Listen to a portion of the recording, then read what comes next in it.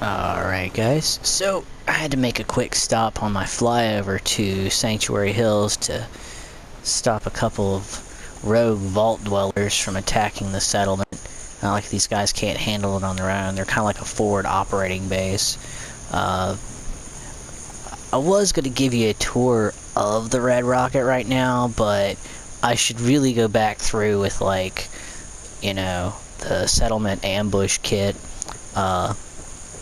and clean up the walls and put in some proper walkways and stuff like that. It's pretty, it's mostly just duct tape over there right now. It's not pretty, but so, like, we're just gonna move on to Sanctuary Hills. And you know, if you've ever played Fallout 4, this is the first settlement. This is the first place they want you to build in the game and try and make into a proper home for the character. And kind of like, you know, the same thing with the Starlight Drive-In. You know, I wanted it to have like a specific kind of social and economic purpose. But we'll get to, you know, the settlement proper. But, you know, our first stop is going to be over here at the way station. The point of entry for our Bunker Hill traders, which of course, you know, getting them in, it's good for commerce. You can always trade with whoever's coming through. They have that rotating cast. And it's also, you know, great to generate happiness for our settlers. Thanks, Rhodey. Everybody wants to see your backside. It's your best angle. Of course, you know, went ahead and set up a couple of guard posts here, glitching walls and such wherever I need to get things to work. Not the prettiest, but it's pretty effective when you come right down to it, as far as providing a little stop along the way for any wayward travelers that end up this far north in the Commonwealth. There's really, you know, I didn't really see a point in having this be like another, you know, kind of like fortified military installation. I mean, now it's kind of like... Well, hey, Marcy? What are you doing up there? Marcy, don't jump. You have your whole life, and you've got to think of the bar, Marcy. Think of the bar. That's right. You've got a whole business that you've started out here, Marcy. That's right, guys. Because at the end of the Wasteland, there's a bar. Welcome to Marcy's. Marcy's Lounge. Fine spirits, filling food, fair trade, friendly service. Thanks, Rhodey. Rhodey. Hey, wait there. This is where you'll be staying for the rest of the video. Thank you, Rhodey. So, when I was putting this together, I thought, Walmart. The Wasteland needs one. You know, a place where you can stop and get everything that you need in one place. And of course, the character that I played with was high charisma, because that's what you needed in order to create the vendors so that they could generate caps for you. Let's see here. Of course, you know, we've got our lounge and our library with all of our trophies on it. All kinds of diversions. Play a nice little game of 9-ball if you need to. It's about 11 o'clock.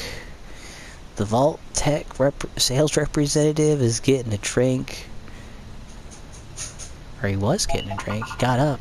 Maybe he's offended. He doesn't want to be served by Whiskey Bot. He expected Marcy. Yeah, so like I said, there's a lot of the settlement that's automated. Anywhere where I could get, you know, a robot in to supplement. And I know that they just they just kill your happiness. But man, who cares? I didn't really care that the settlers didn't have like 100% happiness. There's no settlement I have that has probably maybe higher than 85 or 90 happiness. So we've moved from the ground floor of Marcy's, and we're out in the courtyard. Lots of gardening. Got old Bessie here in the corner. The obligatory artillery piece. Those are going to be just a standard in almost all of the large settlements, along with the automatron workstation there in the background. Perimeter wall.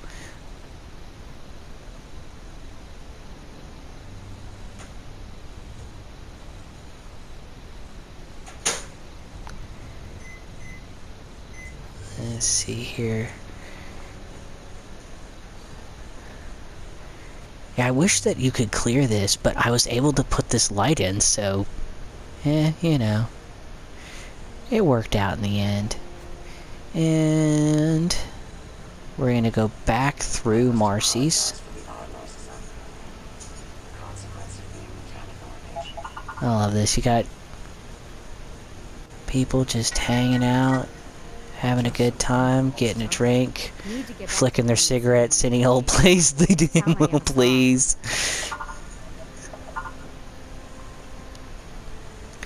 And of course, you know, we go from the lounge and bar downstairs to a trade emporium with crafting stations upstairs. And of course, additional seating. You know, you can take your food up here. Our settlement recruitment beacon, it's still on. We're never gonna get more people here because we've maxed out the population. I even kind of cheated, like, there were people that I assigned from, like, Ten Pines Bluff to be provisioners that I ended up reassigning once they got here. I never moved them here officially, but what I did was I sent them to be provisioners here and then assigned them other jobs as guards and gave them beds here. So they for all intents and purposes live here, but they don't really qualify as part of the population here, which also, like, Ten Pines' happiness as a result is kind of in the pits. Alright, so we've moved on from the second floor of Marcy's to a couple little overlooks. Well, hello, Marcy. Just disappearing and reappearing. Yeah, that's one problem with having the this access to the roof like that. You have characters glitching in and out through that, and friggin' Brahmin too. They just disappear and all of a sudden they're on top of roofs and such. I mean, the troughs kind of keep them in place. Can I avoid talking to you, McCready? I want to go look at the communal living space. I don't really want to talk to you. Quit looking at me. Alright, now we're in. Whew.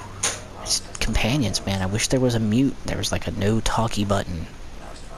I mean, we can go up to Mama Murphy. She doesn't know anything anymore.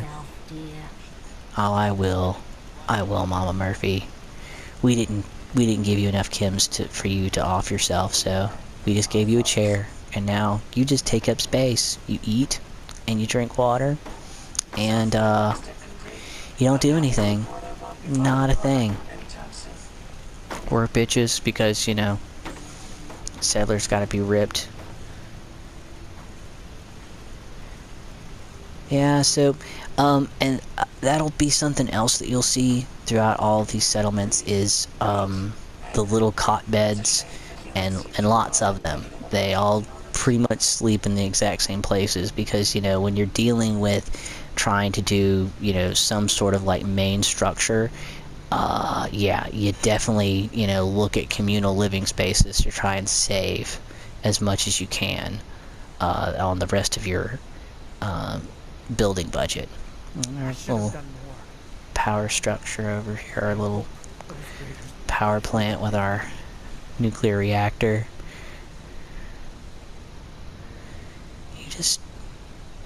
June, you just really need to stop beating yourself up, dude. That was 3 years ago, and look at you now, dude. Like, you're like you're protecting so many more people. Yeah, your boy died, but you're protecting so many other people, and including my replica son. Yeah, Sean's in here somewhere. I haven't ran across him. He's usually out in the farmland, though, like in the back, tending to the crops and stuff like that, and asking me to go get him weird stuff. Bring me this piece of junk. I'll make something incredibly useless out of it for you. I like doing like lounge areas and stuff like that, places for them to sit. It doesn't generate any additional happiness, which it should. I think cushy furniture should generate a happiness for these guys. And we're back in the main lobby of Marcy's.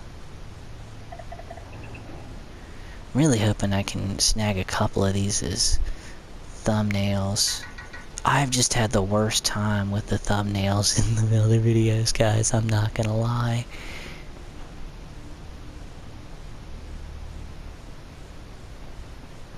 And I think this, the Marcy's sign is probably the only time that I really experimented with the light boxes. And it was really fun. I really like how that turned out. It was kind of, blocky, and that was sort of the point.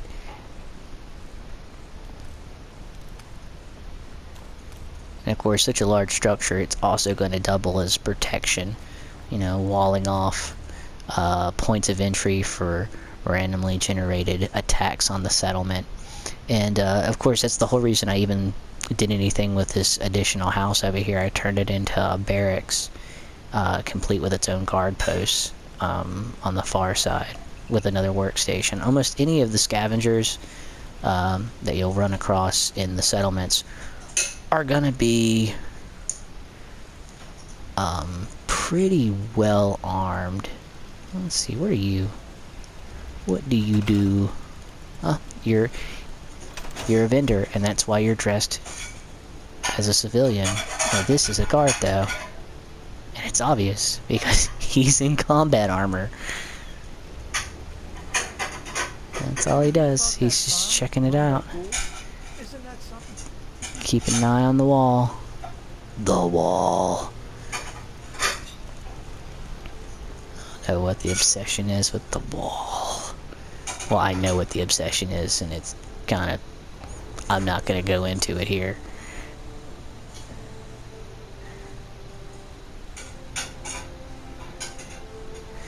Yeah, I should definitely look at doing something with the, that settlement ambush kit. Because I played around with it for like maybe like a day or two. I mean, everybody was doing videos on it, and I picked it up, and it looked like it was fun. And my other playthrough, I've actually utilized the walls in it to do some fun things. I mean, some of this looks alright, but some of this you stand in one direction or the other, and you're just gonna see straight through, like, what is this actually connected to?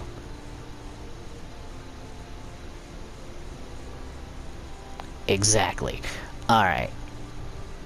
So yeah, let me see about...